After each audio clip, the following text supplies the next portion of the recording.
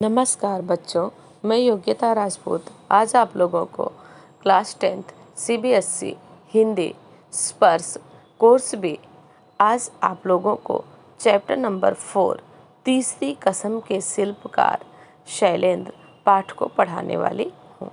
पाठ को पढ़ने से पहले हम लेखक के बारे में जान लेते हैं। इस पाठ के लेखक प्रहलाद अग्रवाल जी हैं। प्रहलाद अग्रवाल जी का जन्म 1947 को मध्य प्रदेश के जबलपुर में हुआ था। तीसरी कसम के शिल्पकार पाठ में प्रवेश। आइए हम पाठ में प्रवेश करते हैं। साल के किसी महीने का शायद ही कोई ऐसा शुक्रवार जाता हो जिसमें कोई फिल्म सिनेमा घरों तक न पहुंचती हो।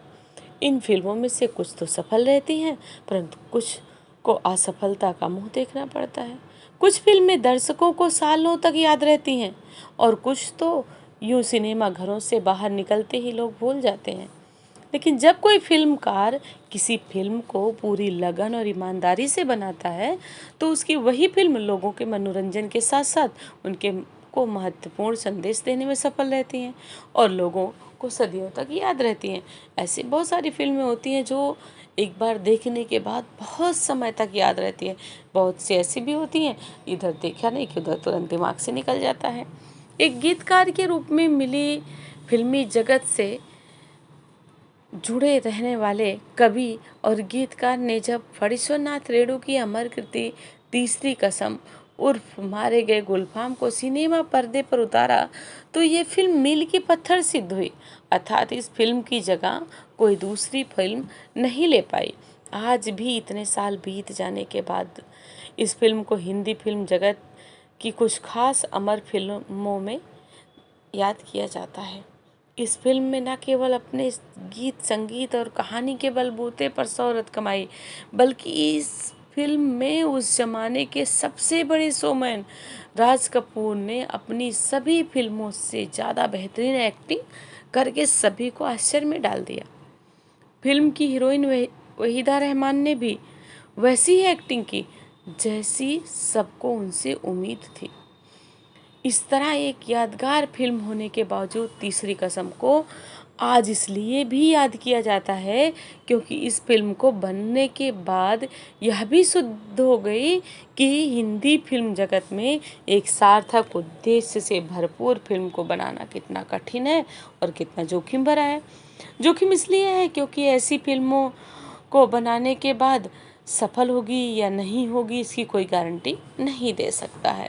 देखिए, हर किसी को फिल्में सफल होंगी, अगर सफल होंगी तो कितनी कमाई होगी, कितनी नहीं होगी, इन सारी चीज़ों से मतलब होता है, तो सबका ध्यान उधर होता है।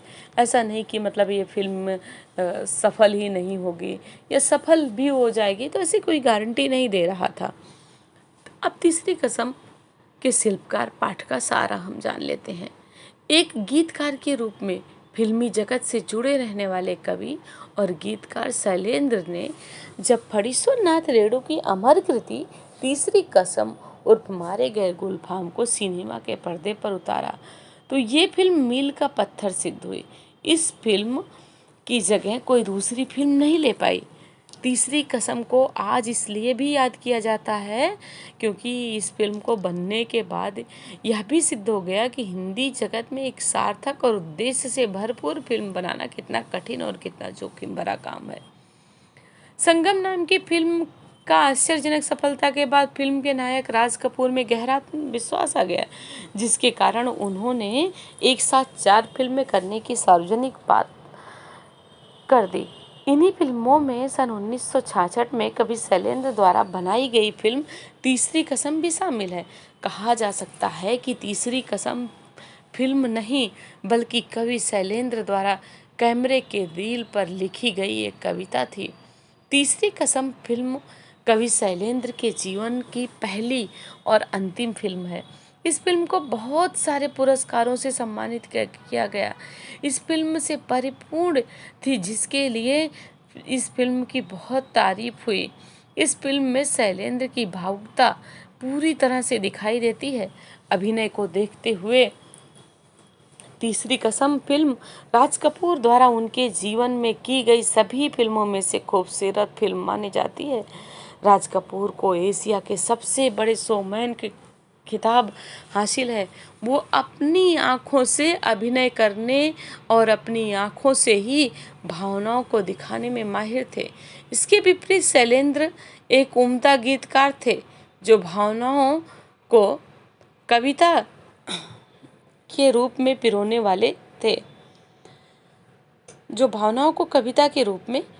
वाले थे राज कपूर को एशिया के सबसे बड़े शोमैन का खिताब हासिल था। वे अपनी आंखों से अभिनय करने और अपनी आंखों से ही भावनाओं को देखने में माहिर थे। इसके विपरीत शैलेंद्र एक उम्दा गीतकार भी थे। शैलेंद्र ने राज कपूर की भावनाओं को अपनी कविता और फिल्म की कहानी में शब्द का रूप दिया। राज कपूर ने भी बड़ी ही खूबी के साथ उस रोल को निभाया। राज कपूर जानते थे कि तीसरी कसम फिल्म शैलेंद्र की पहली फिल्म है, इसलिए एक अच्छे और सच्चे मित्र के नाते शैलेंद्र को फिल्म की असफलता के खतरों से भी परिचित करवाया।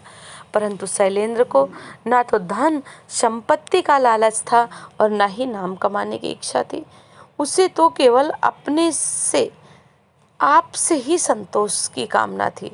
तीसरी कसम चाहे आज बहुत कामयाब फिल्मों में न गिनी जाती हो, लेकिन यह एक कड़वा सच है कि इसे पर्दे पर दिखाने प्रसारित करने के लिए लोग बहुत मुश्किल से मिले थे। इस फिल्म की कहानी को लोग आज भी याद रखते हैं, क्योंकि इसमें भावनाएं थी। उनको समझना किसी मुनाफा कमाने वालों के लिए आसान नहीं था। इस फिल्म में जिस करुणा के साथ भावनाओं को दर्शाया गया था, उनको किसी तराजू में नहीं तौला जा सकता। फिल्म 420 का एक गीत, प्यार हुआ इकरार हुआ, प्यार से फिर क्यों डरता है दिल, की एक पंक्तियां रातों दसे दिशाओं में कहेंगे अपनी कहानियां। इस पंक्तियों में एक संगीतकार जय किशन ने आपत्ति जताई थी, लेकिन शैलेंद्र ने इस पंक्ति को बदलने के लिए नहीं माने और न ही तैयार हुए। वे चाहते थे कि दर्शकों की पसंद को ध्यान में रखकर हर किसी फिल्म निर्माता को भी बिना मतलब के कोई चीज़ बदल नहीं देनी चाहिए, दर्शकों को नहीं दिखाना चाहिए। उनका मानना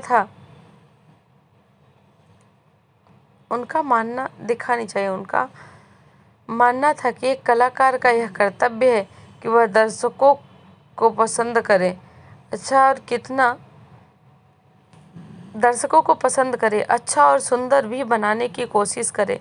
शैलेंद्र ने जब गीत को लिखे, वे सभी बहुत पसंद किए जाते हैं। शैलेंद्र ने कभी भी झूठे रंग या ढंग या दिखावे को नहीं अपनाया। उनके गीत नदी की तरह शांत तो लगते थे, परंतु उनका अर्थ समुद्र की तरह गहरा होता था। इसी विशेषता को उन्होंने अपनी जिंदगी में भी अपनाया और अपनी फिल्म में भी इसी विशेषता को साबित कर दिया।